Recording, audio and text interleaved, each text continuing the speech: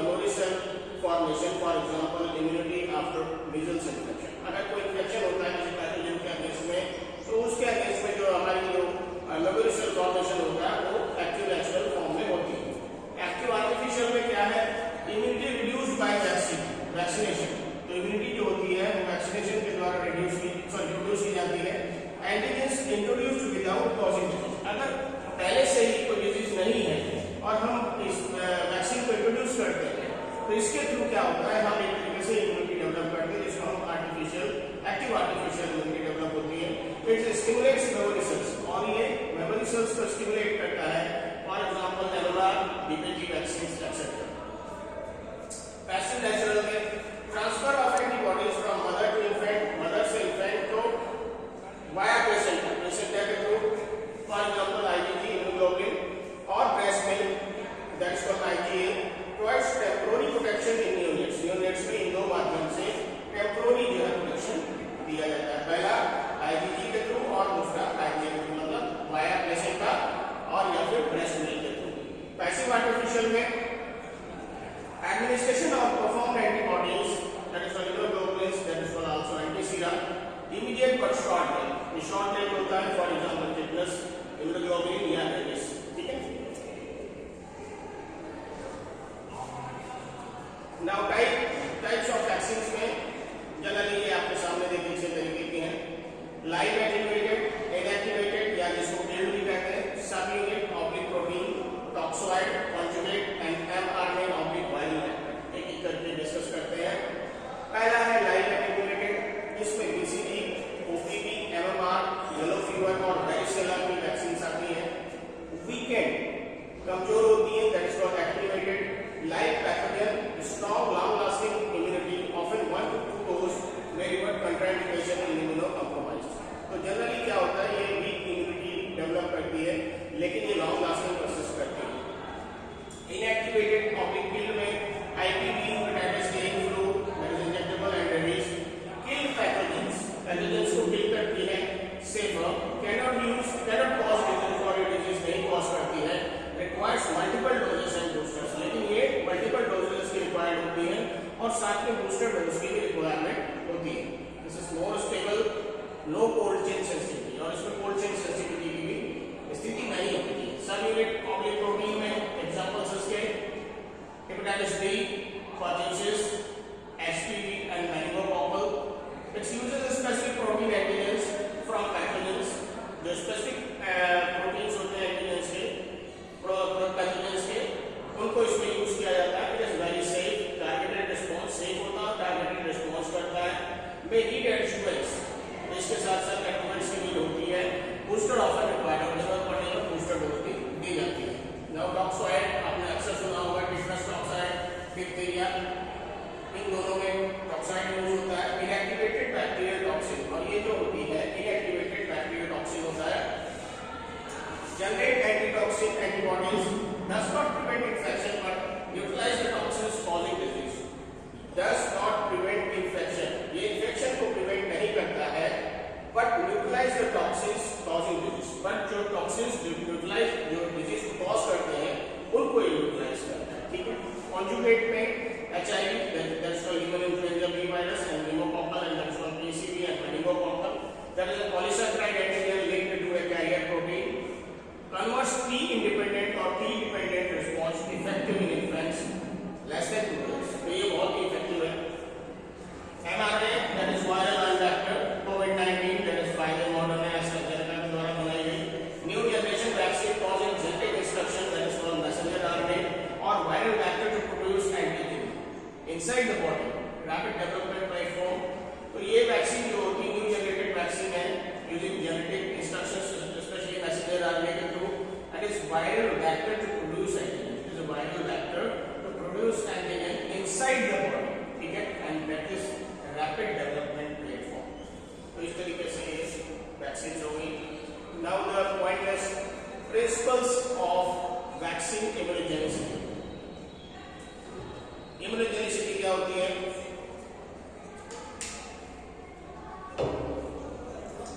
The ability of an antigen or vaccine to provoke a specific immune response that is called humoral or cellular that is sufficient to confer protection. तो एक तरीके से antigen या vaccine के माध्यम से body में एक इम्यून रिस्पांस डेवलप किया जाता है जो ह्यूमरल या सेलुलर के रूप में, एंड दैट इज सफिशिएंट, और वो पर्याप्त होता है टू कन्फर प्रोटेक्शन, और उसके लिए सुरक्षा का कारण बनाने या सुरक्षा की दृष्टि से उतनी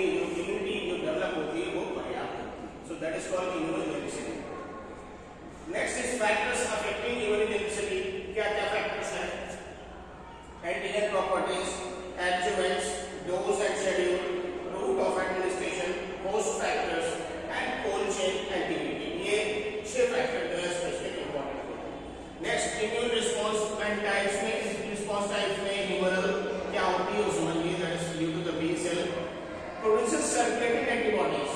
सर्कुलेटिंग एंटीबॉडीज इसमें प्रोड्यूस होती हैं IgG, IgM और IgA and that neutralises extracellular pathogens and toxins. तो एक्स्ट्रासेलुलर जो पैथोजेंस होते हैं और टॉक्सिन्स होते हैं उनको न्यूट्रलाइज करना समाप्त करते हैं। Antibody titer is equal to serological correlate of production and E for example that is B tetanus and diphtheria vaccine. Cell mediated, that is called T cell, that is CD4 plus helper T cells. It coordinate immune response, ये immune response को coordinate करता है। CD8 plus cytotoxic T cells जो होती हैं that kill infected cells, ये infected cells को kill करती हैं and critical for protection against intracellular pathogens। तो जो intracellular pathogens होते हैं उनके लिए critical होती हैं। For example BCG, live attenuated viral vaccines, ठीक है।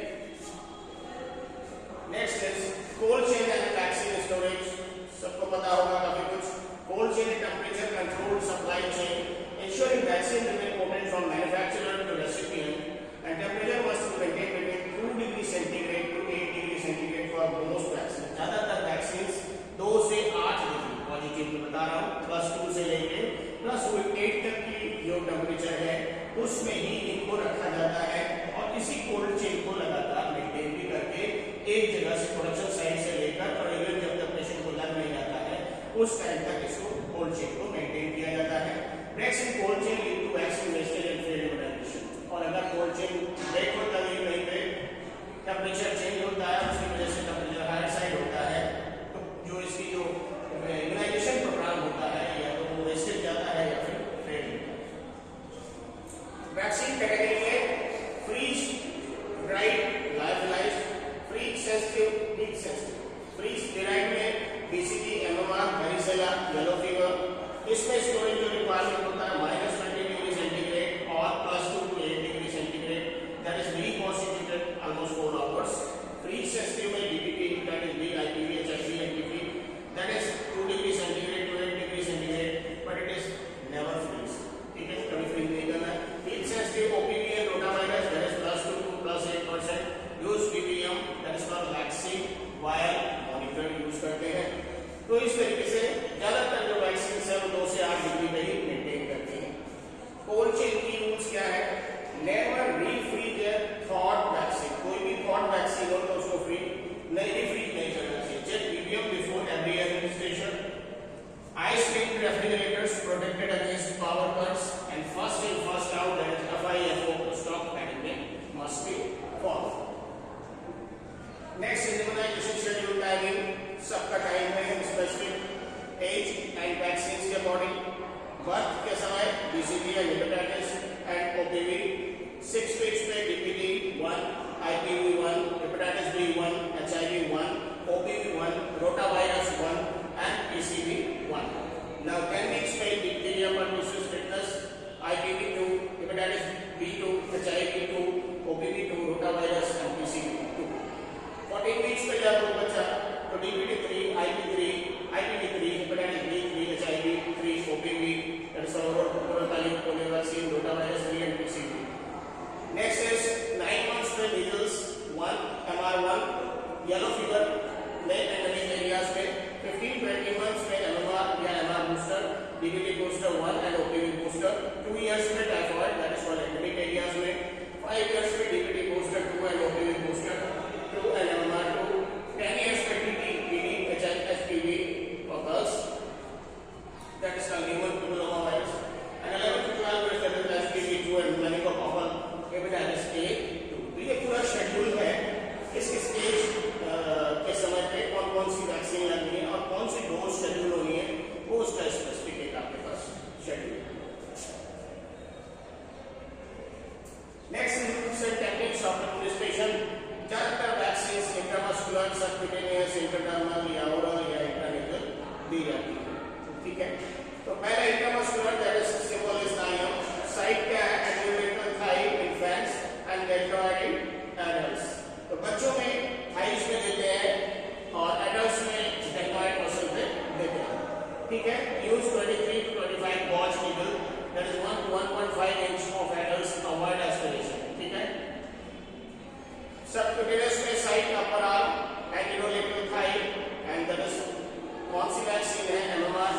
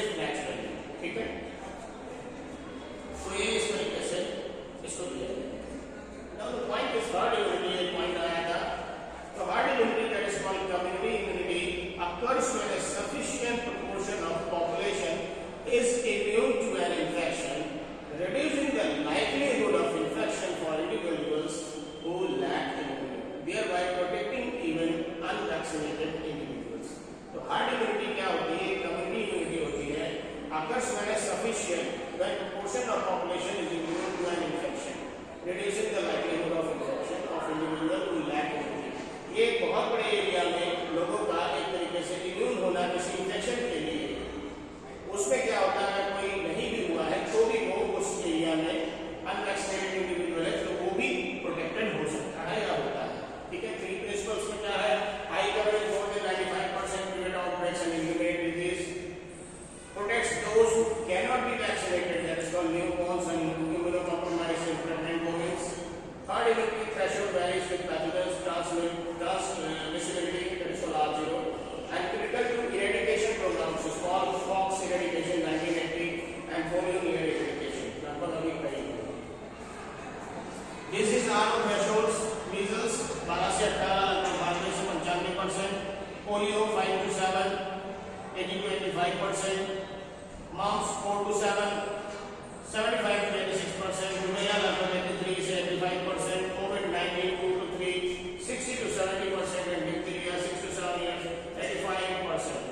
Next formula herd immunity threshold क्या होता है, HIT equal to 1 minus 1 oblique R0, where R0 is equal to basic reproduction number, bracket में average number of cases, one case is generated in a fully susceptible population. तो इसको निकालने का एक तरीका। Next is adverse events following immunization, that is called AEFI. Vaccine products related caused by inherent properties of vaccine. Examples इसमें febrile seizures, DTP vaccine. Example immunosuppression with early rotavirus vaccine. And examples इसमें vaccine associated paralytic polio, that is called DPT and rotavirus and VAAT. ठीक है, immunization error. Next is vaccine quality defects due to poor manufacturing or formulation. Vaccine quality related defect क्या होता है, used to poor manufacturing or formulation, contamination of multi-dose vials, incorrect antigenic concentration and monitored through lot release and pharmacovigilance. तो ये इस तरीके से vaccine में quality defect in तरीके से हो सकता है कि बनाने में, निर्माण करने में कोई त्रुटि हो, या फिर वो जो मल्टी डोज वायल है उसमें कोई कंटामिनेशन या इंफेक्शन हो। नेक्स्ट इनकरेक्ट एंटीजन कंसंट्रेशन, और जो एंटीजन है उसका कंसंट्रेशन इनकरेक्ट हो, या फिर monitored through lot release. Lot release जो होता है उसके थ्रू असेसमेंट, और अगर फार्माकोविजिलेंस करते हैं तो ये देखते हैं कि वैक्सीन का एफिकेसी है, वर्किंग है, या किस तरीके से रिस्पांस हुई है, वो सारी चीजें इसमें आती हैं।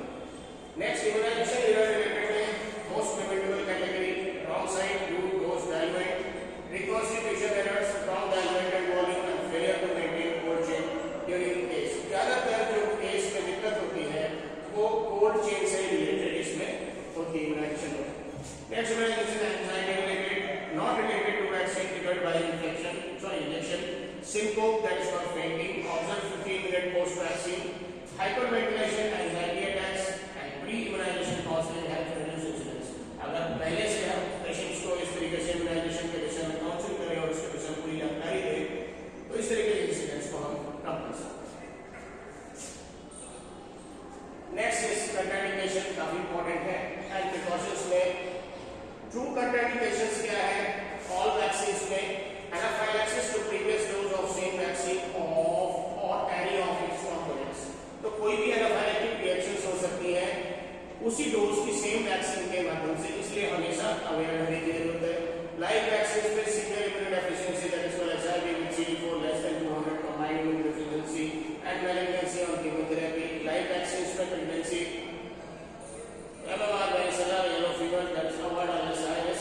MMR में history of anaphylaxis to neomycin, pertussis में encephalopathy within 7 days, rotavirus severe combined immune deficiency, that is called SCID, and history of immunosuppression and yellow fever with thymus disorder less than 6 months of age, anaphylaxis to age। तो इस तरीके से true कंट्राइंडिकेशंस हैं जिनमें कोशिश करनी चाहिए बिल्कुल नहीं करनी चाहिए। Not true contraindications, mild illness with low grade fever, अगर कोई हल्की बीमारी है और हल्का बुखार है, एंटीबायोटिक थेरेपी चल रही है कोई, या माइल्ड लोकल रिएक्शन है किसी प्रायर डोज का, या कन्वर्सन फेज ऑफ इलनेस है, या प्रीमैच्योर बर्थ है, या ब्रेस्ट फीडिंग है, या माल न्यूट्रिशन है, या एलर्जिक राइनाइटिस है, इन केसेस में हम दे सकते हैं वैक्सीन को, लेकिन इन सारे केसेस में वैक्सीन को देना कंट्राइंडिकेटेड।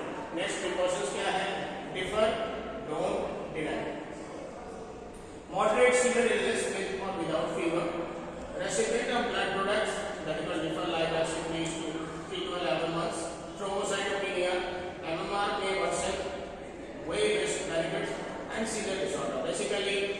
disorder, thrombocytopenia, और ब्लड प्रोडक्ट के रेसिपिएंट या मॉडरेट सीवियर इलनेस है, इनमें प्रिकॉशंस के साथ देना हो सकता है, लेकिन असेसमेंट के बाद।